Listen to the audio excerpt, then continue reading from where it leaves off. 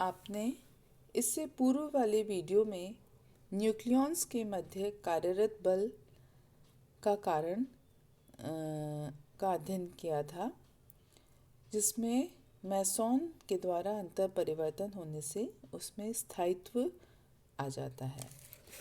तो कुल मिला अब हम उसी को ही आगे करेंगे कि जो न्यूक्लियस का चार्ज है वो हमेशा समान रहता है। उसमें इस दौरान किसी भी प्रकार का अंतर परिवर्तन के दौरान किसी भी प्रकार का अंतर नहीं आता है, वही स्थिर रहता है।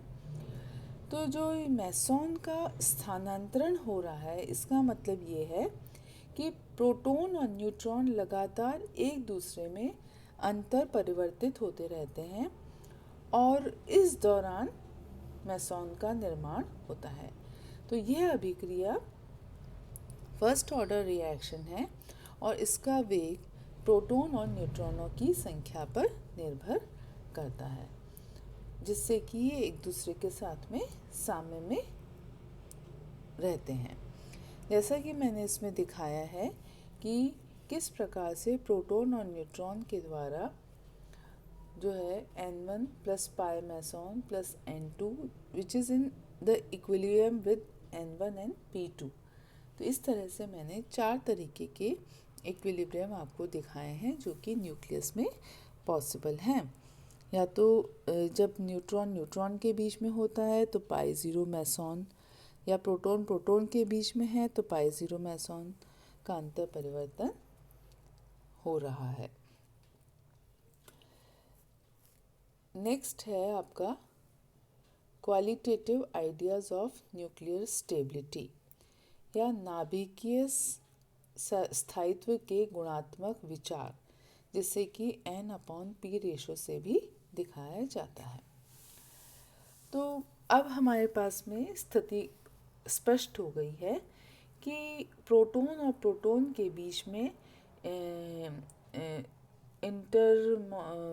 जो है रिपल्सिव फोर्सेस काम कर रहे हैं।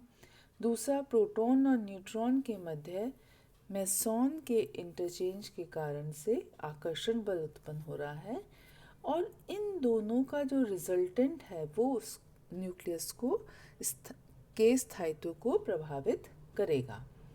तो प्रोटॉन और न्यूट्रॉन के मध्य उस स्थिति में अधिकतम आकर्षण होगा जबकि दोनों की संख्या बराबर होगी, मतलब कि जितना प्रोटॉन है उतना ही न्यूट्रॉन है। तो इस प्रकार से न्यूट्रॉन और प्रोटॉन का रेशो जो हम लिख रहे हैं N/P, उसका मान यूनिट होगा, मतलब कि 1 होगा। दोनों की संख्या बराबर है, उस समय उसमें सबसे अधिक आकर्षण होगा और जब आकर्षण अधिक होगा तो स्थायित्व भी सबसे अधिक होगा। तो इस जो N/P रेशो है वो हमें न्यूक्लियस के स्थायित्व के बारे में जानकारी देता है। तो सबसे पहले आपको यह क्लियर करना चाहिए कि N/P का मान जो है वो नाभिक के स्थायित्व के लिए इकाई होना चाहिए, लेकिन ये देखा गया है कि जैसे जैसे एटॉमिक नंबर बढ़ता है वैसे वैसे एटॉमिक नंबर बढ़ने के साथ उनके जो कोलम्बिक रिपल्सिव फोर्सेस हैं वो बढ़ने लगते हैं और बढ़ने के कारण से वह नाभिक अस्थायी हो जाता है। तो उस प्रतिकर्षण को कम करने के लिए, चूँकि प्रोटॉन न्यूट्रॉन की संख्या अधिक होती है, तो उसको कम करने के लिए प्रोटॉन की संख्या कम होती है और न्यूट्रॉन की संख्या अधिक होती है, तो N/P का मान बढ़ जाता है। तो ऐसी स्थिति में जब जो है N/P का मान 1 से 1.6 तक बढ़ता है। तो कुल मिलाकर जो प्रकृति में आइसोटोप्स पाए जाते हैं जो कि स्टेबल होते हैं, उनमें न्यूट्रॉनों की संख्या प्रोटॉनों की संख्या को यदि हम ग्राफ प्लॉट करें तो ये देखा गया है कि जिसमें n/p का मान यूनिट रहता है वो सबसे ज़्यादा स्टेबल होती है, और जितना इसके मान यूनिट मान से जितना विचलन होता है उतना ही उसका स्थायित्व प्रभावित होता है। तो ये हमारे क्लियर हो गया है।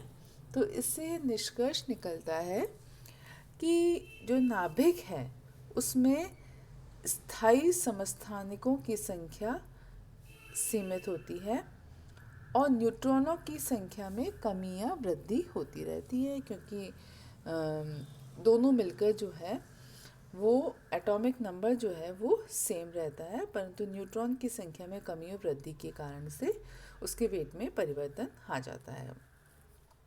तो n/p अनुपात का मान जो है सामान्य वक्र से विचलित होता रहता है और जिससे नाभिक अस्थायी हो जाता है। तो अब स्पष्ट हो गया हमें कि जितना n/p रेशो 1 से अधिक होगा वो न्यूक्लियस अपने आप को एक की तरफ, यूनिट की तरफ लाने का प्रयत्न करेगा और उस दौरान एक या एक से अधिक पार्टिकल्स उत्सर्जित करेगा। तो यदि n/p का मान अधिक है, मतलब कि न्यूट्रॉन का रेशो, न्यूट्रॉन की संख्या प्रोटॉन की संख्या से अधिक है, तो नाभिक इस अनुपात को घटाना चाहेगा क्योंकि इसका मान 1 से अधिक है।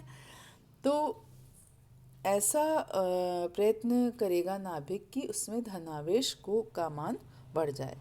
तो जब p का मान बढ़ेगा तो वो यूनिट की तरफ जाएगा। तो सबसे पहला जो इस को प्राप्त करने के लिए p के मान को बढ़ाने के लिए या प्रोटॉन नाभिक का धनावेश बढ़ाने के लिए जो उत्सर्जन होता है उसमें पहला उत्सर्जन है बीटा एमिशन। बीटा एमिशन या बीटा उत्सर्जन। इस उत्सर्जन में दौरान जो है वो उसमें बीटा कण का उत्सर्जन होता है। तो आप देख रहे हैं कि बीटा कण निकलते हैं। तो बीटा कण निकलने के साथ ही n/p का जो अनुपात है वो घट जाता है, मतलब कि क्योंकि प्रारंभ में इसका बढ़ा हुआ था तो उसको हमें कम करना था, क्योंकि बढ़े होने पर, मतलब कि प्रोटॉन का मान अधिक होने पर, प्रोटॉन का मान कम होने पर एज कम्पेयर टू न्यूट्रॉन उसका स्थायित्व कम हो रहा था।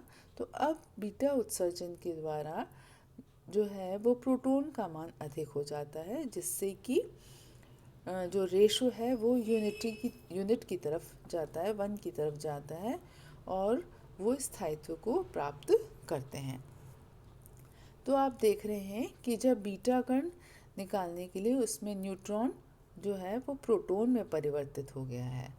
जो E- है वो क्या है, आपका बीटा एमिशन है। तो बीटा एमिशन के साथ साथ P+ भी बना है, मतलब कि प्रोटॉन भी बना है, जिससे कि नाभिक न्यूट्रॉन ने प्रोटॉन को बैलेंस कर दिया द्रव्यमान में। तो द्रव्यमान तो वही रहता है, लेकिन उसकी जो एटॉमिक नंबर है, परमाणविक संख्या है, वो एक इकाई से बढ़ जाती है, एक मान उसका बढ़ जाता है, क्योंकि प्रोटॉन का निर्माण हो गया है। तो हमें भार की दृष्टि से तो समान तत्व ही प्राप्त हुआ है, परंतु उसका जो है एटॉमिक नंबर चेंज हो गया है। तो इस प्रकार से हमें आइसोबार्स या समभारिक तत्व का न्यूक्लियाइड प्राप्त होते हैं। तो जैसा कि आप इसमें मैंने जो लिखा है कि न्यूट्रॉन से हमें P+ और इलेक्ट्रॉन मिल रहा है, और उसी चीज़ को हम एलिमेंट की फॉर्म में बताएं तो जैसे X है, तो यदि उसका Z एटॉमिक Z+1 हो गया, यदि एटॉमिक नंबर Z है तो Y में Z+1 हो गया है, मतलब कि एक बढ़ गया है, परंतु एटॉमिक वेट जो है वो उतना का उतना ही है। तो हमें समभारिक तत्व प्राप्त हुए हैं। तो आज का वीडियो हम यहीं समाप्त करते हैं। अब नेक्स्ट वीडियो में इसी चीज़ को और आगे हम कंटिन्यू करेंगे। जो नाभिकीय अभिक्रियाएं होती हैं उसमें न्यूक्लियाइड जो है, जैसा कि मैं इसमें बता रही हूँ कि न्यूक्लियाइड जो होते हैं कणों में आवेश संख्या को बाएं हाथ की ओर नीचे और द्रव्यमान संख्या को बाएं हाथ की ओर ऊपर लिखते हैं, जैसा कि हम पहले इसको पढ़ चुके हैं कि किस प्रकार से इसे डिनोट किया जाता है। तो Z जो है वो एटॉमिक नंबर को बताता है और A एटॉमिक वेट को बताता है। तो ये कॉमन सिंबल्स हैं जिन्हें हमें ध्यान रखना पड़ेगा कि इसका अर्थ क्या है।